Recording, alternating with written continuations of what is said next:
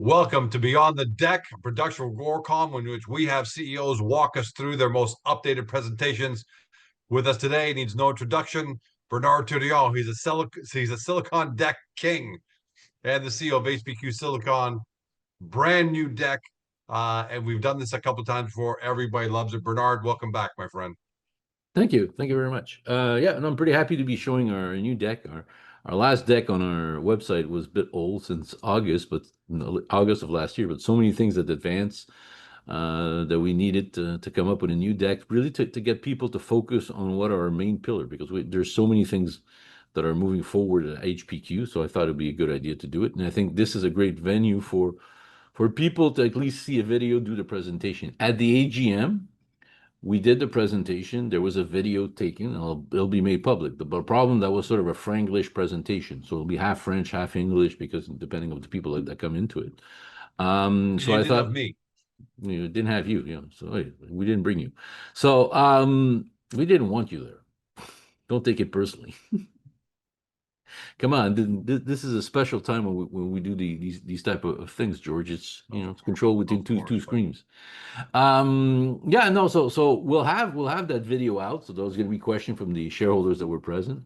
I was actually a very, very good shareholders, and surprising, based on what I'm reading on the social media, I should not have gotten 99% vote in favor, all member of the board. So that's what we got. So I'm guessing that a lot of people that talk on the board are not really shareholders, because there wasn't too many people that voted against us. And I think we got 20 some odd percent of voting participation, which isn't bad.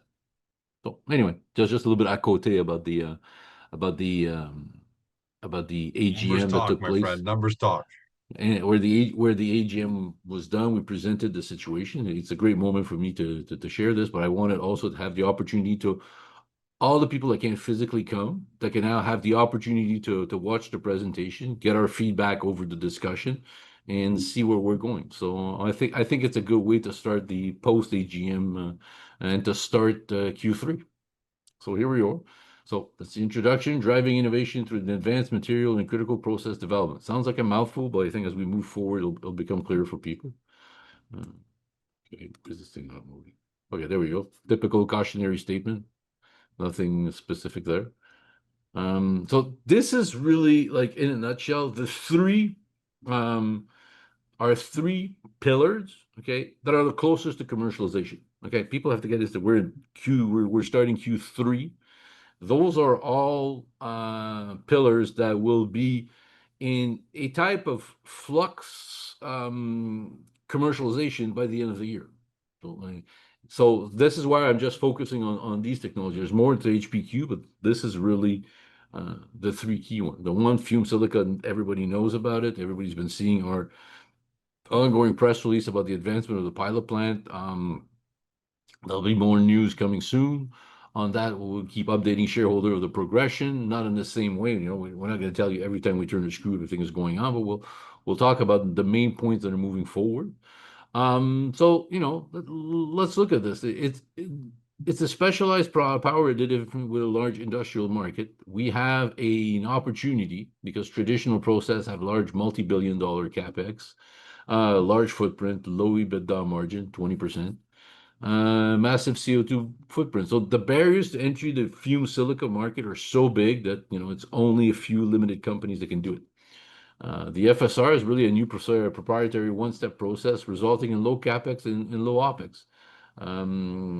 We know that EBITDA is going to be significantly higher than traditional process. We'll be allowed to talk into more detail about this once we finish the pilot plan and we have more like a backup engineering study, but that's not really going to change around where it is. Very small footprint, modular. So we basically demolish the barriers to entry.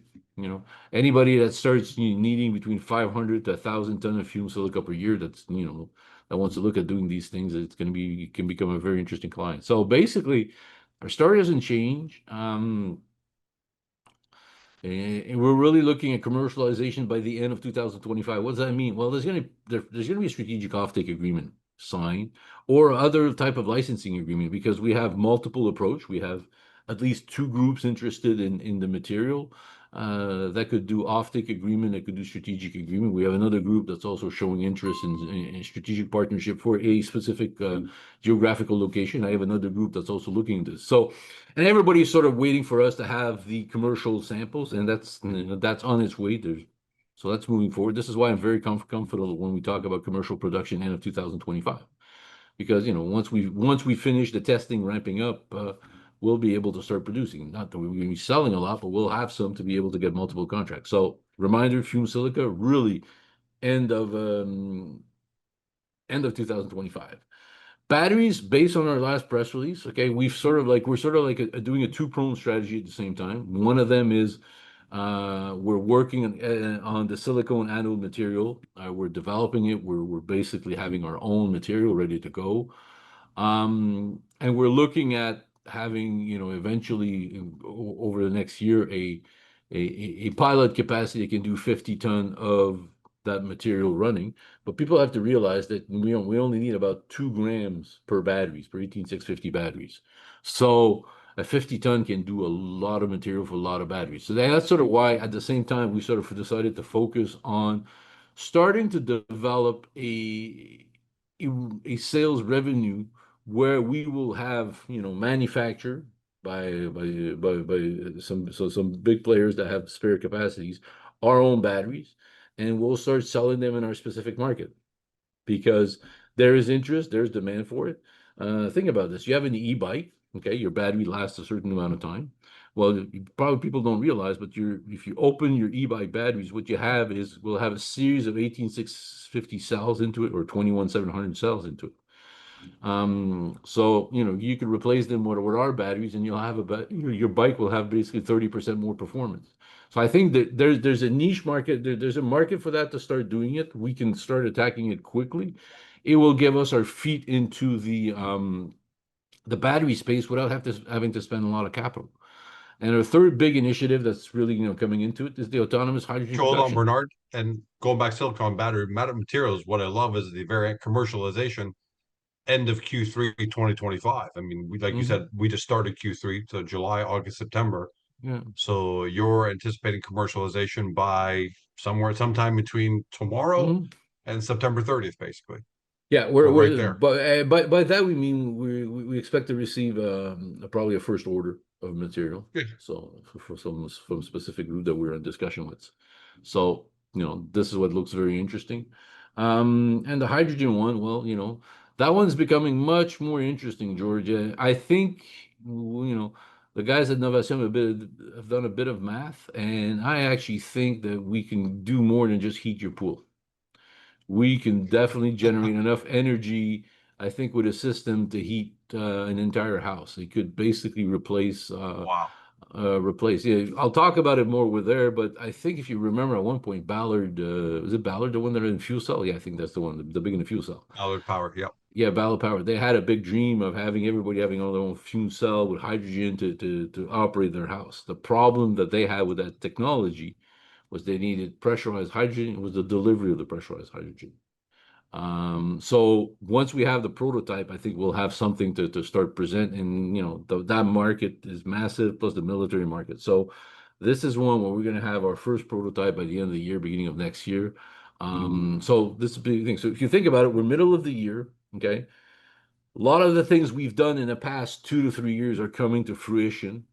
All right. And it looks like it's going to be the time for at least the start of monetization. So if only one of our three, it's already going to be, much better than what it is. So that's why the And future is exciting. you've got a nice cadence now. We got silicon batteries in Q3.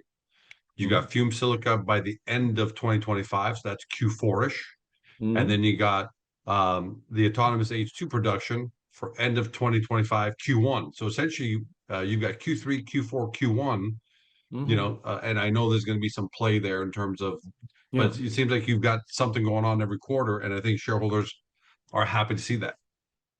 And I've seen because I think for the last probably year, if there's something I've noticed is I probably stayed too much focused on doing the administrative stuff to get us where we are, and because the people are going to see the payout from that pretty soon. But the opportunity I've had to present this presentation to new investors, have been very well received. So this is why I was really excited the opportunity to present it here, because I think this presentation is a key to getting people re-interested, re-excited, but to get new people to say, wait a minute, where's this come from? For those of us that have been there a long time, it sounds like I see repeating myself, but for somebody that's completely new, which is what we need to find, and we will find, this is a great story. And your entry point is as we're about to start the commercialization. So let's talk about our first one, an innovative process to supply a critical everyday material, fume silica, proprietary one step. So there we go. It's really HPQ's near production, high value market opportunity. What is fume silica? It's a high performing industrial powder with exceptional high surface area. Deliver unique material properties and key functions: thickening, anti-caking, anti-settling, texotropic. Industrial use, it's used in everything industrial. So if there's going to be massive industrial buildup, there'll be a need for it. Paint, coating, adhesive, sealing, cosmetic, food industry. What's really interesting about the fume silica now is they're seeing more and more potential application in the battery space.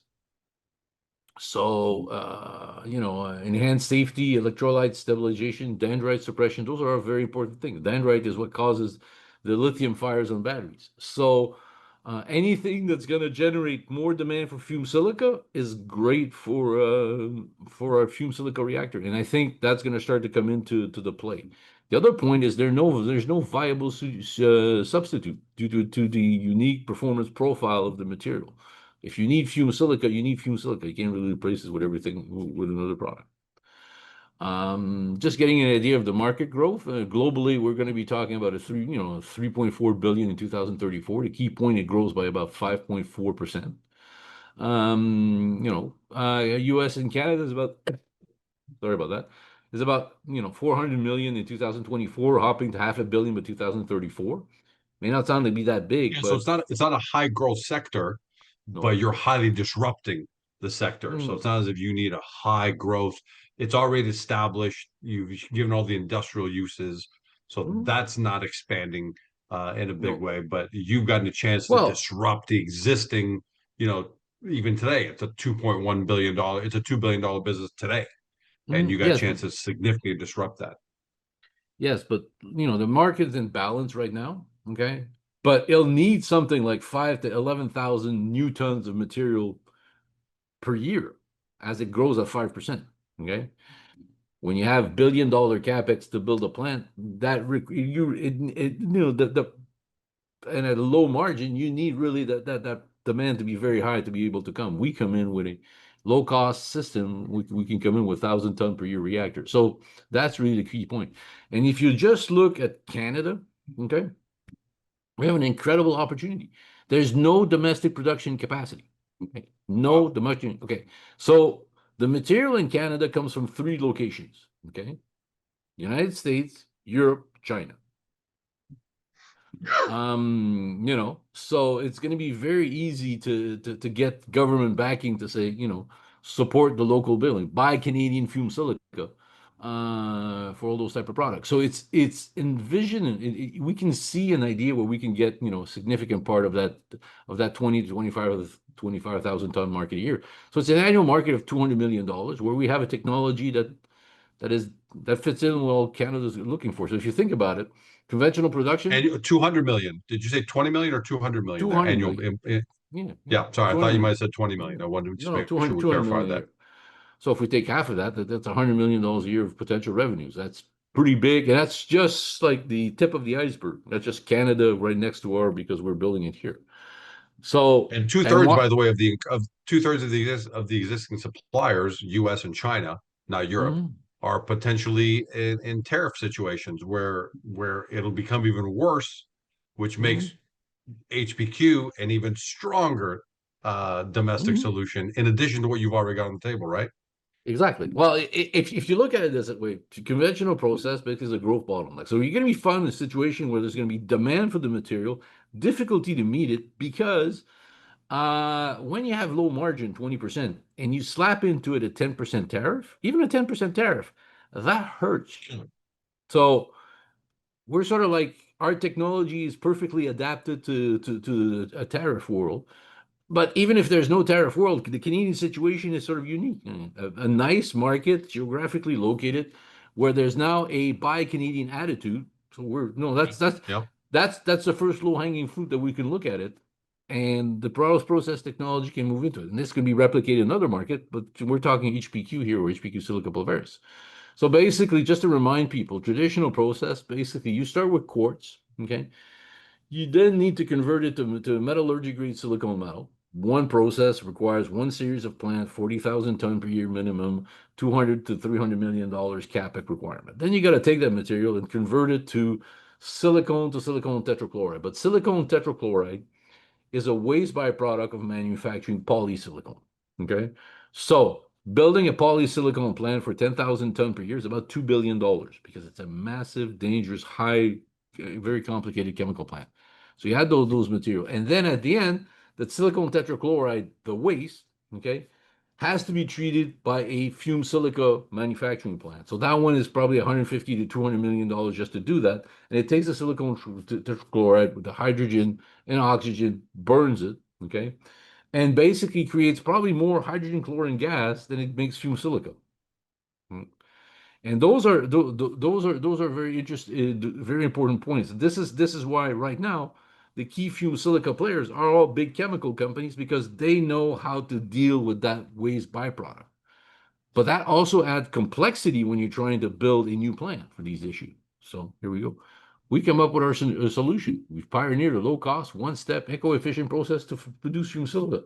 So we're going to be replacing. What's our competitive edge? Direct quartz to fume silica process. Okay. Unbelievable. Even when you Huh? still look at it. Even when What? I still look at it, it's unbelievable. Okay. 70% projected gross margin. I'd like to remind people this is a forward-looking statement, a management estimate based on projection provided by a technology provider, and we update it. But 70% plus. We won't get into too much detail. I think I can say that with 100% confidence. So the margin profile radically above industry average. Okay. Lower energy use on the overall concept, therefore lower emissions because that's the concept. So it's sustainability built into it. We make no hydrogen chloride byproduct. So it's simplified the permitting and the safer. It actually differentiates our product from all the other ones. That's the only differentiation there's our product is the pH. I think our pH is either higher. Anyway, it's because the other one by producing hydrogen chloride gas changes the pH of the material. We don't produce. So this is how it is 100% certain you can identify our product. We cannot be basically buying somebody else's material and says this is what we Yep. make. It can't because it doesn't have the profile. Modular, scalable, perfect for reshoring. We're reshoring ready. Okay, we're aligned with North American industrial policy. So that's really it. So people have to put this in perspective, okay? In 2021, 2022, the idea was born. Can we commercially produce fume silica directly from quartz? In 2023, we validated lab scale that we can make commercial grade fume silica from quartz produce. In 2024, we started the pilot plant manufacturing, assembly, and commissioning, and we signed a pre-offtake agreement with Evonik, the world leading manufacturing. Okay, now everybody thought, me included, that by the end of 2024 we would have had the pilot plant ready to go. It happened really more in Q1 2025. But here It's we are, fine. it's working. So with pilot plant scale, we're scaling up validation, production of commercial grade fume silica at batch, then at semi-continuous, and we're going to be negotiating a formal agreement with parties under LOI and NDA because we don't know which one's going to be. There might be more than one players into it. There's one that we work more with that will have the information first by default, but there are more than one that we're discussing with. And then from 2026 and beyond, scaling, begin work on the modular 1,000 ton per year commercial plant. Leverage pilot plant data to optimize performance and costs. Strategic goal, deploy the first 1,000 commercial plant as soon as we can. We'll have the 50 ton per year to basically selling the concepts, selling the materials, selling the ideas, selling licenses. But the modular design will enable a stage growth, cost control, and rapid deployment of near end user because fume silica is a problem. If you want to ship a ton of fume silica, you need a massive container, probably a 30-foot container that's going to be full of fume silica, and it's only going to weigh a ton. So This is where scalability. FCR is Bernard, not question there operating. for you. Yeah, go. Question for it. You'll deploy your first 1,000 ton per year commercial plant by 2028. But Mhm, does anything stop you from? I mean, that'll be your first.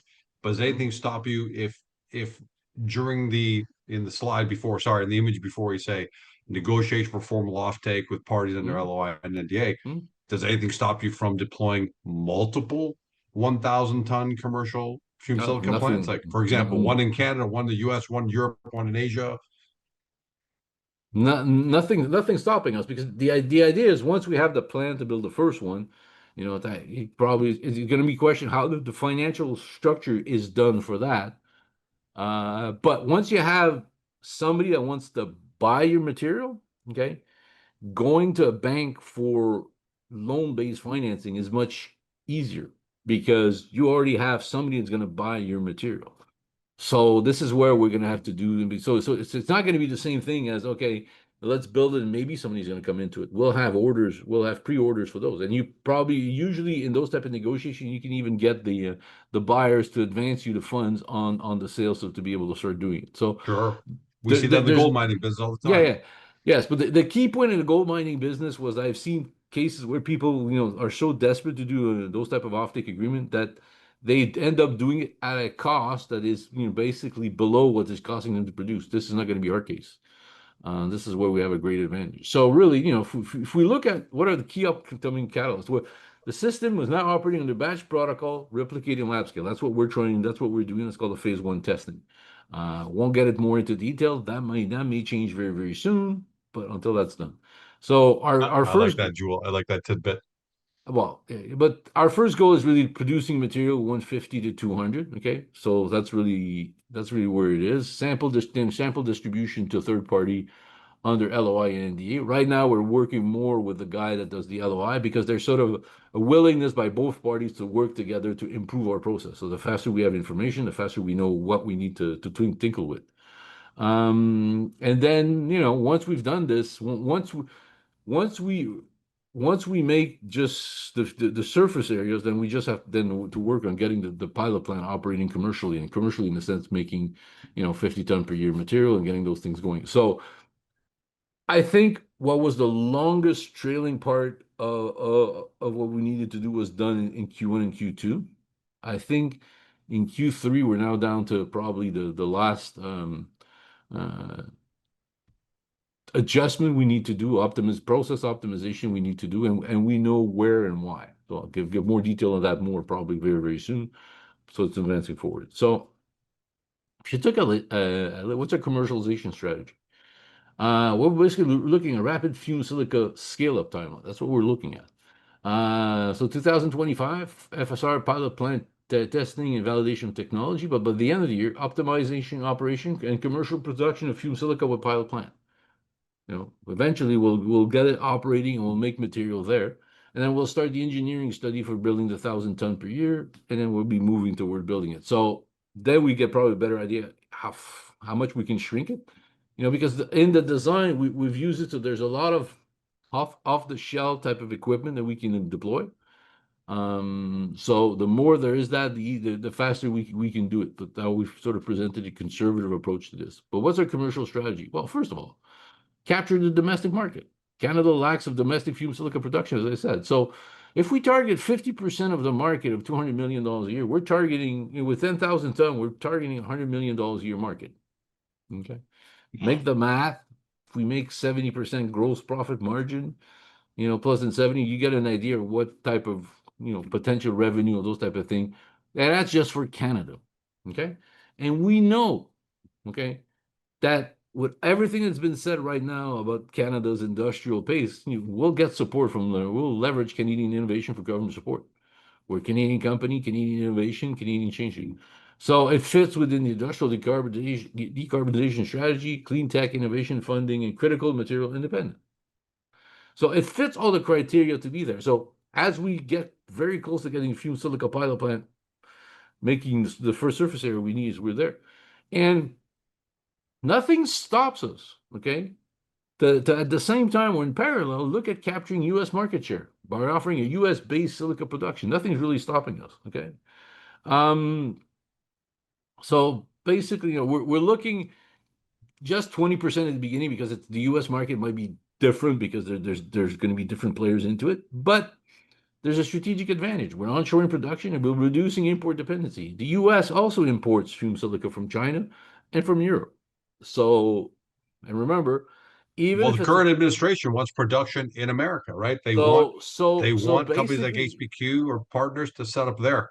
yeah, so there's gonna be a perfect environment to leverage innovation for local state support. We won't go after the US, but they're gonna local state support. I get a lot of calls from multiple states to set up here, we'll give you incentive and those type of issues. So we'll be able to sort of replicate in parallel what we're doing in Canada for a different emphasis. And whomever we sign the offtake agreement, they sell on both sides of the border.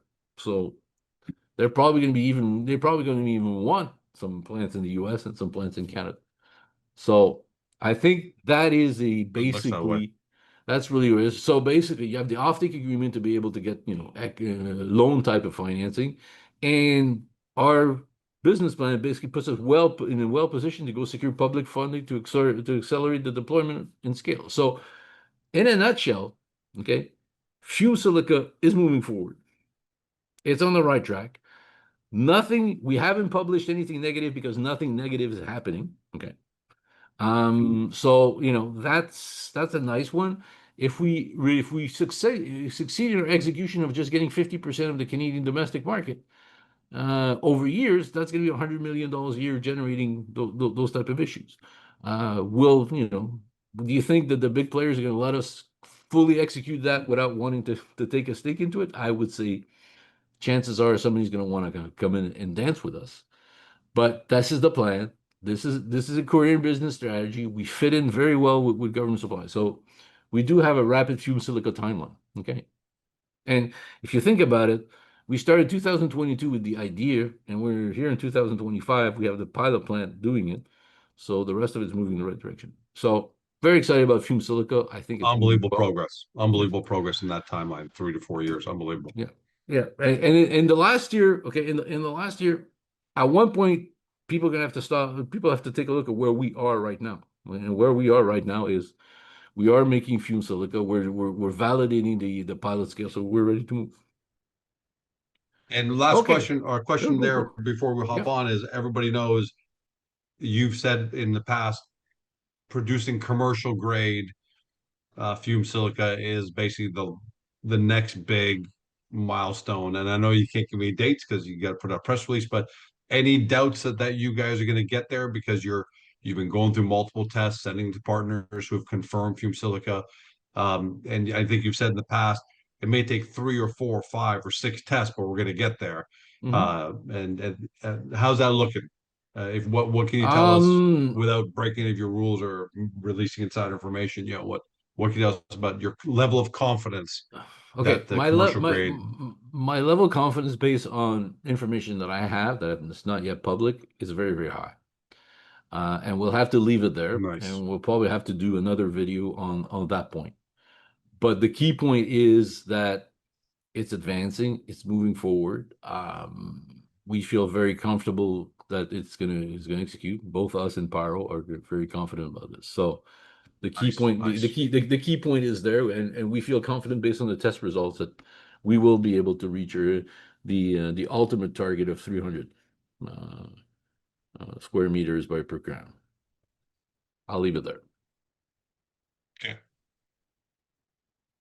So, advanced silicone-based battery materials and cell manufacturing. Okay, so what we're basically looking is developing engineered silicone anode material optimized for industrial integration. You have to remember that the material we're doing is designed so it can be integrated into existing production line. Doesn't need to build new production line, doesn't need new capex. It can be done. It can be basically almost instantly. Okay, you make an 18650 batteries and you put our material and it's 30 to 40% better. Over a Plug and play. thousand. It's sort of a plug and play, and that's why we're launching now the industrial launch of manufacturing and selling those type of batteries because there's really a demand for it. Anybody that needs batteries that uses battery cell to do things, and just an example is the e-bikes. Okay, The e-bikes is a pretty massive market, but if you change it with our batteries, it's going to be more efficient, last longer, have a better battery. So that's just one of the many multiple markets that we can attack there, and we can start doing it. So the idea basically is start generating an expertise in selling batteries, in understanding batteries and those issues. And if we make a good money, a decent profit margin on buying and selling the batteries, then it's also going to increase the bottom line of the company. So I think it's a But where, Bernard, when win-win. you It's a say win-win. e-bikes, does that also include scooters? Because I'm in a lot of cities like Los Angeles and these places, the kids are all using these scooters. When I was in London, they're Anything not that quite use e-bikes, but you pick yeah, them up on the street with an app. They're charged, and yeah. usually the developers of the distributors of these bikes have to pick them up at night in the middle of the night. They put new batteries in them and they put them back out on the street. Is that market also available to you? Because that's a Of course. massive market where you could improve their Okay. economics and they're going to love you if they have to go 30% less time on the road recharging, picking these up, putting new batteries and putting them back on the road. Because what they usually do is the batteries can be removed and it's recharged. Okay, people have to understand that what we do, although we call them batteries, okay, but in reality they're cells. Okay, a battery is a casing onto which you put multiple number of cells into it to give you the voltage you need for the operations that you're doing. All right. So any of those type of electric material that he's using batteries is using a series of ton of these cells. Okay. In the first generation of Teslas, they were using a series of these 18650 batteries combined together with the connection between all of them. So yes, so the concept for these end user of using our batteries is that they would deliver more energy. So either you can go faster or you control more of the energy, or it can last longer before you need to recharge. So that's one of the markets we could immediately start to go and gain from it and gain expertise into the selling part of batteries, the marketing part of the business to business part of that area. As we move forward, we're basically being able to integrate ourselves, vertically down the line. So let's say that we'll start with a X profit, just selling the batteries, manufacturing into them. Eventually, we'll go increase our profit because we'll be making our batteries with our own materials that we've made ourselves. So we will take all the profit margin of all the intermediaries and internalize them. That's the plan. But the idea of doing it this way is we don't need, the $100 million, 20, $40 million to build the first plant. Not one of our competitor, but another company that was the same thing. What they did at the beginning, they started with exactly the same strategy, and then they got a contract for the U.S. military to build XYZ of these amount of batteries. So the same thing can happen to Canada, to us. We can go present ourselves to the Canadian government, have those discussions. The number of potential end clients that we could have is massive. Okay. Well, just for people to understand, okay, when we say we're rapidly developing cutting edge advanced silicone batteries, if you take a look at this, the middle part of it, or maybe I'll use this thing that we've Yeah, we can see discovered at your mouse work. there. Yeah, show stuff. Yeah, point out. Yeah. Oh, wait,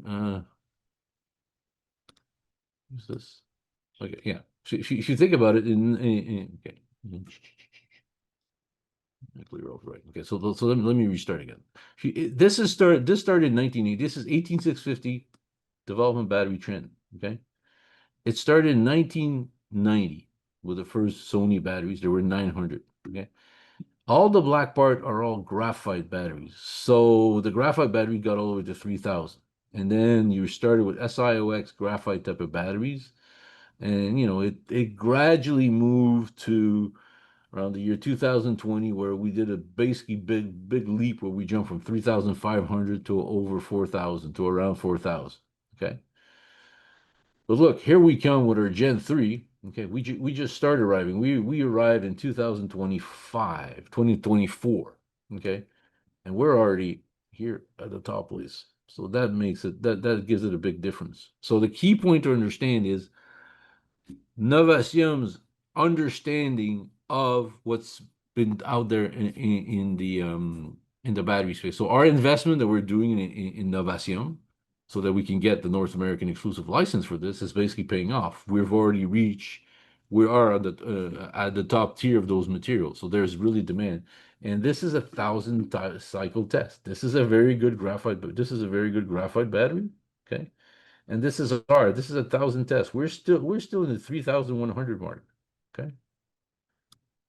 That's after a Even thousand after a cycles. thousand cycles, even after a thousand After a cycles, you're thousand still way cycles, above graphite. we're still way above graphite. So, the possibility of partnership for HPQ through this technology is massive, because I keep saying, if you're a graphite company and you're doing this, partnering up with us, we can basically help you, sell a better anode material by incorporating our material, and we know that is easily to integrate. We can seamlessly integrate into 18650 21700 batteries. Okay. So if you put all these things together in the battery space, we are in a good spot now. We really are in a good spot. So, By that's a the way, key Bernard, to point. be clear, for now, your Mhm. target, your first level of addressable market, I know you've got something there, is actual battery manufacturers right now. You're not going to the end. You're not going to Georgecom drones. I make No, actually, a we're 10,000 probably drones a year. we're probably going to go see those type of people, because the commercialization we're doing of the battery means that we'll have batteries to sell for the drone. So we can go see the drone manufacturer if they use 18650 batteries in their drone, okay? And they put our batteries instead of the regular one, they'll go getting, higher performance. So those are all the markets for the batteries for what we're looking at commercialization. At the same time, in parallel with other projects that are coming into fruition pretty soon, we will then be also starting to look at how we can manufacture, okay, that material to put into it. We're looking at probably, replicating a bit what we did with the Fume Silica 50 ton per year pilot plant, because that's the right size to do it. But people have to understand that the quantity of that material, that silicone anode material needed per batteries, is minuscule. We're talking 2 to 3 grams. So 50 ton per year, make the math, how many grams that is. So that's how many batteries we can do. It's in the millions of batteries that can be done with one 50-ton plant, because we're just doing that little thing. But that little material, that little 2 to 3 grams, okay, improves the performance of battery by 30%. Unbelievable. So, and this is what we've done since the start, 2024, 2025. This is where we are. So, this is another thing that's, not really foreseeing the value. And somebody was telling me, it's one of the reasons why the people are not really excited about it, because you're not talking about EV batteries, but just look at the size of the addressable market. Okay. We're going to go I like the after. fact that you're not doing EV batteries, because everybody's talking EV batteries. Georgecom EV batteries, Bernard EV batteries, and this is just seems more practical, plug and play, right into things we use every day right Mhm, now, as mhm, opposed to, look, in the U.S. you had the administration, you had President Trump's administration cancel the rebates on electric vehicles, and that's caused this mhm. problem with Elon. And will that slow down the sale of electric vehicles? Whereas you're going after markets that are mass consumer used right now. Well, if you divide it, there's going to be like two types of market. The ones for our batteries is what's called the 3C, or battery cells, 3C battery market. So it's a $38 billion market by 2030, growing at about 6.4%. So that's growing pretty fast. So that's one of them. If you take a look at the advanced silicone material that we're going to be looking at building, that's another, 27 to $55 billion a year by 2030s. So, and those are two sort of like in sync type of parallel into it. So what we've done what Novation has opened up the way for us to do is fundamentally to start faster generating revenues with thanks to our network, and then that will help us reduce the risk as we move forward with our other projects. So let me see next page. Why are you not changing? Oh, wait, okay, I know. That's what I have to do. Wait, sorry. That's all right. Wait, well, you make us all wait with anticipation for the next slide. Well, next time we're talking about hydrogen. So innovative hydrolysis-based hydrogen process. We have the Metagene trademark, announced autonomous H2 production, and the waste to energy. And those are two really exciting processes. So if you look at Metagene, what we're really doing is we're addressing the harnessing on-demand green hydrogen without limitation. And why would we say it's green hydrogen? Because what we use, the fuel we use to make this is basically recycled aluminum, okay? Recycled silicone-based aluminum, and we take a grade of material that is basically the one that has so many imperfection into it that it can't even be sold by the recycler. Okay, they have to add primary aluminum into it to get that moving. So we use that to turn it into a non-hazardous feedstock for our process. If so, basically, we're dealing with the storage problem. Okay, storing hydrogen of point of use, making the hydrogen at the point of use eliminates all the need for high pressure or cryogenic storage that are required to do it. Okay, so we're literally reaching the point where we are resolving the logistical issues regarding to hydrogen with our technologies. And in Canada's geographical environment, we want to expand into the Arctic for the military, for the defense, okay? And since we're not going to build, hydropower lines to bring the electricity back to these things, No. right now the present solution is going to be what? Deploying diesel generators? You know full well that It's too expensive to fly it out there. That's the number one it's problem is to keep flying it fuel out there. It's too heavy and costs a ton of money. yeah, and you also end up with a position where if you want to pre-position material for in case you need them for combat operations later, your fuel will basically degrade within 6 months. Our fuel basically can be left there, okay, even if there's a bit of rust on top of it, will not create any issue for us using it in the reactor. So it can be pre-positioned, left there without any big issues because it's not explosive, not hazardous, those type of material, but only works within our reactor. So I think we're perfectly suited for this. For mining camp also, this is going to be perfectly suited in the sense that, it's going to be easier to use our material to generate the hydrogen that you need there for those issues. So if you have a camp out there and you want to use a lot of drones to do, to speed up your exploration program, well, we'll perfectly fit into those systems. So, and every one of those systems at the beginning will cost like, well, I don't know, for the first one, I just do 1 kilogram. I'm just giving a price around 150,000 euro per system. And then you basically have to buy for the hydrogen, the fuel, but you have to buy it from us. So this is where the revenue, the monetization scheme seems very, very promising. It's the printer and ink Yeah, model. it's a printer and ink model. So just to get an idea, this is basically potential civilian application, H2 drones, okay, H2 generators. And I think that one will be, once we start explaining it more into the H2 generator, I think that could also become a much bigger market than envisioned because we're talking about something that can generate probably enough energy per day to basically complete the entire need of at least one or two households. So hey, that's pretty exciting. So these are all the material application for civilian usage. And the byproduct we just basically collect it and we turn it into metal at the metallurgy industry and we remake it into our material. So there's a way to make it fully circular. So that would make sort of aluminum recycling completely circular. And we're ready to go at that moment. For the military, well, the key point is our raw material is stock is safe. Okay.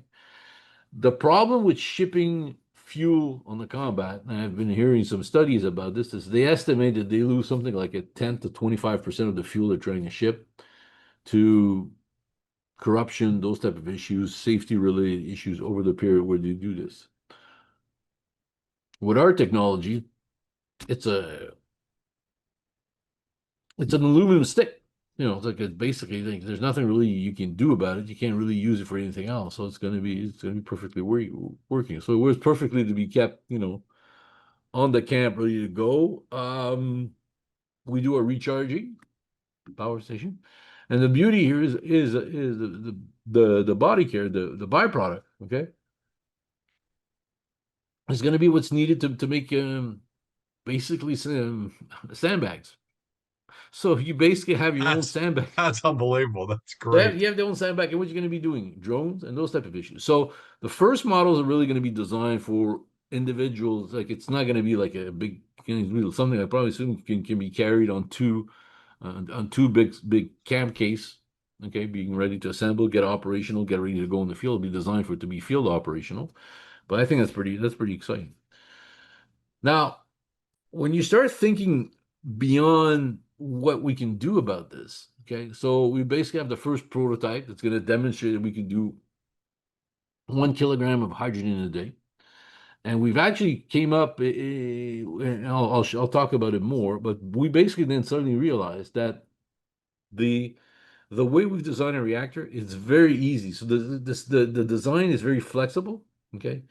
And we can integrate between 10 to 25 of those reactor, okay, into a single container. So we'll be able to scaling. So if you put like 10, you're already doing what is it, 10 kilogram per day. It's massive amount. This I think this was yes, it's 333 kilowatt hours. Okay, for system. This is more What does that mean? Put that into layman terms for us. to put in perspective. I think the 33 here goes down to 15 because when you use a fuel cell, it's a coefficient of 50%. Well, an average household in North America uses about 10 to 12. Okay.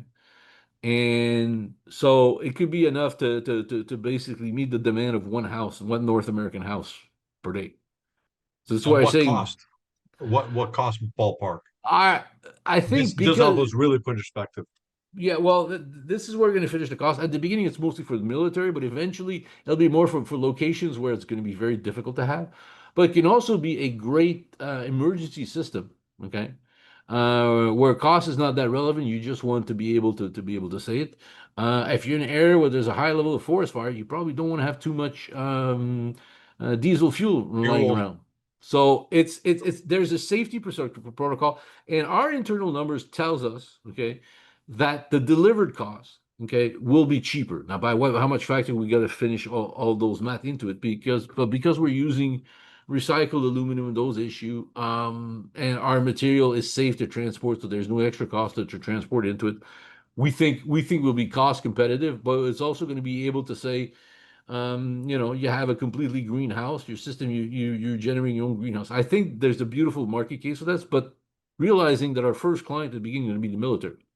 Second client are going to be the industrial. So if let's say that you're going to be building a camp, you want to build something, you're far away, instead of having to deal with the logistic of fuel carrying, all the environmental issues behind this, you just have to get our aluminum energy system, and then you get the system. Plus, when you think beyond the hydrogen, okay, we can do clean heat and water from hydrogen system because the idea is going to be to combine our technology with fuel cells, okay? Offer more than just generating energy. It'll become a versatile energy hub. So you remember we used to make the joke about you wanted this to heat your pool. Well, Yeah. fundamentally, I think one of those systems can heat your entire house plus your pool. Because in cold climate, And I like the fact that demonstrator unit right there, first one scheduled for Q1 2026. yeah, well, yeah, Q4, Q1, yeah, I think that this one, but this is the big one. But we're Yeah, talking, the but multiple reactor, yeah, the but just multiple reactor just that one one for reactor, Q1 2026. yeah, but just the one reactor will be enough to heat one house. Will generate enough Wow. hydrogen to heat one house. So if you look in cold climate, they provide useful heat. Think about this. If you have a diesel generator in a camp in the north, okay, you cannot recuperate that heat that comes out of the generator without killing anybody with the carbon monoxide. In our case, there's no danger, so you can end up recuperating that heat. So you'll use that heat for household and industrial application.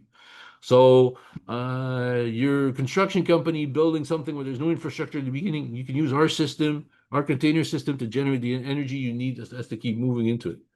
But what's really interesting is that in hot environment, okay, we can then use that same heat to purify the water. So which basically means you can generate the hydrogen and at the same time do water desalination or treatment of stale and blackish water. Okay. So the system flexibility and volatility is really there. So by the end of the year, once we've demonstrated we can do this, then it's going to be easy for us to start having discussion with fuel cell. We already have one pragma that wants to do it, but there'll be more than one that'll be interested in looking into it. So this is what I'm saying. This could be very, very big also. And then we go to the waste to energy. About waste energy transforming black aluminum dross from a costly hazardous waste into a valuable resource. What's the market opportunity? Well, the global secondary aluminum is massive. We're talking $150 billion a year. So let's say there's just 2% of that market is black aluminum dross. That's massive. It's a toxic byproduct, aluminum recycling up to 95% of landfill today. Disposal costs are 600 tons. Terrible. And we talk disposal costs for the material where there is no more economic processes to recover the remaining aluminum into it. Okay?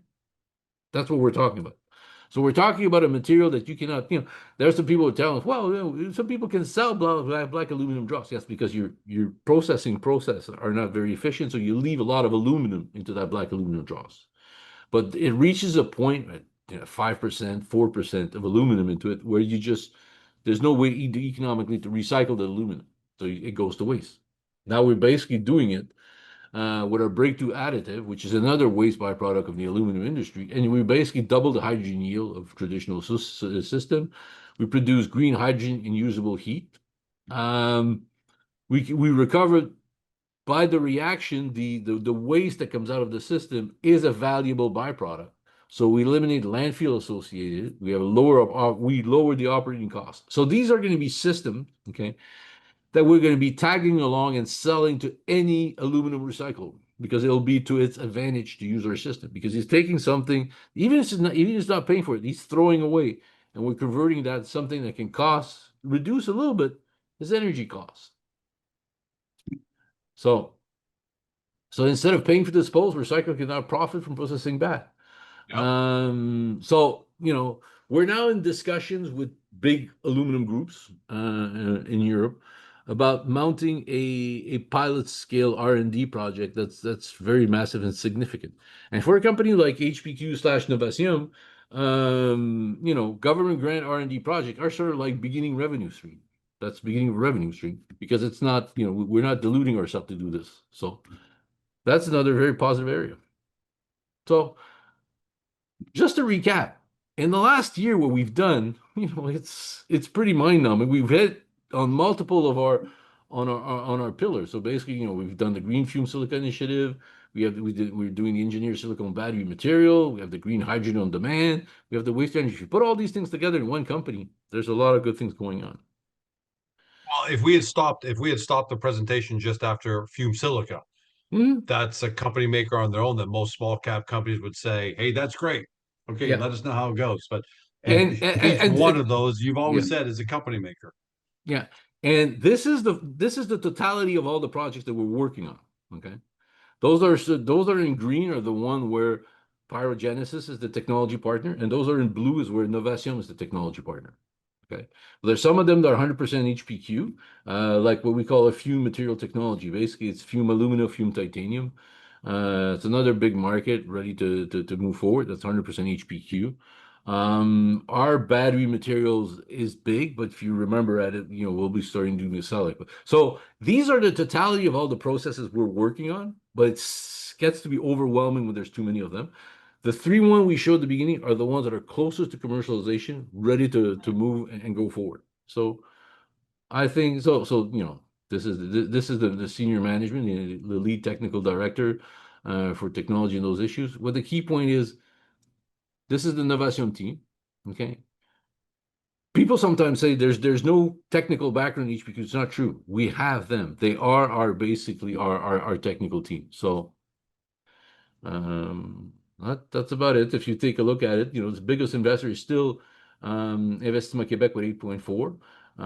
Pyrogenesis is number 2 at 8.7. Managing board 6.3, and strategic investors are there. So if you think about it, there's still a nice little chunk that is under control of everything moving forward. So Well, you since you got about 35% on the basic, yeah, yeah, 35% there. yeah. So That's pretty good. so I think that's a wrap. You didn't have too many questions to ask me. No, because I didn't want to stop your flow. I just wanted to wherever I saw a moment to interject. Hmm. I interjected, but when it's a presentation, what we're looking forward to is all the investors watching this, and they come up with all the questions that you can then they Yeah. post to the Agoracom, and then you go post your answers. But Yeah, I think that's going to be the best way. If people have questions, ask them. Some of them I can't really answer. I think some of them was asking us what's going to be the profit margin on silicone anode. We can't really, we can't really get into too much detail. A, because regulatory rules, and B, because at this stage we keep that confidential for ourselves. The one thing that keeps standing out to me, and because I'm a lawyer by trade and been a business guy for a long time, is eventually and sooner than later, I think you're gonna have to start really, again, my opinion, my thoughts. This is Mhm. Bernard's told me nothing, but to me, it's clear as day. You know, these things are going to have to be split up into separate companies at some point because the Fume Silica investor wants Fume Silica business and Mhm. doesn't want anything to do with the autonomous H2 production, and the silicon battery investor financier is not going to want to do a Fume Silica and so on and so forth. So that's potentially really exciting as well because that's how corporations typically, like again, I'm not saying anything about HPQ, but that's how Mhm. corporations typically unlock value when they start to really Yeah, but yeah, put these independent businesses on their own. yeah, but you have to reach a certain level, which is now the level we've reached. So I think these three It's ones, getting okay, there. can It's almost these inevitable. yeah, these three ones are there. We've did it with our gold property. Hopefully, with the drilling program about to start there, I think that will also unlock value there on the gold property for our old subsidiary, Bose Goldfield. But the key point, the key point is there. These are three projects. It is very rare to have three projects. I always wanted more projects because I knew that in R&D there's what's called the summer dundrum of when there's nothing coming into it. And you look at it right now, people like, oh my God, you said it would take 5 days to do a test. Yes, it takes 5 days for us to get the material, but it takes us maybe 3 days to send the material, 2 days to analyze the material, come up with the next solution. So yes, it's 5 days to get the result, which is much faster than the other process. So that's why I don't want to, that's why I don't want to talk about every time we're doing a test or when's the next test going to be done.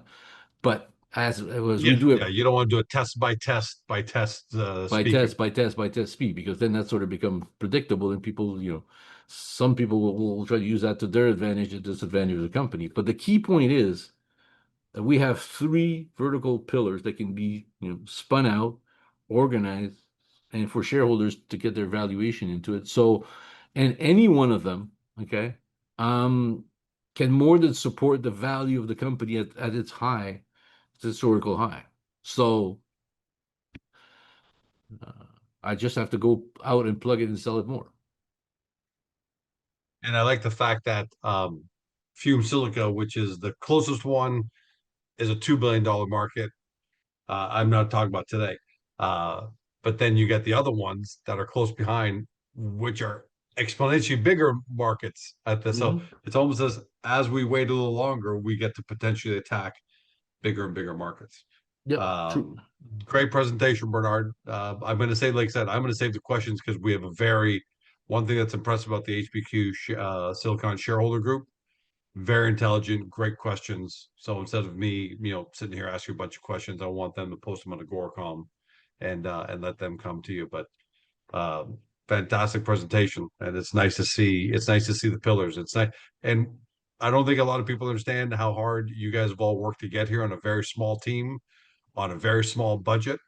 But you've cobbled together HPQ with Pyrogenesis, HPQ with Novation, and really extracted some incredible real commercial technology right now, not pie in the sky, maybe with if this, then that.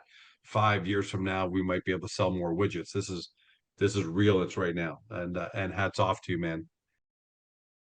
Thank you. All right, that concludes Beyond the Deck, and I'm looking down at my stopwatch at 59 minutes. So you brought it in almost perfectly at an hour.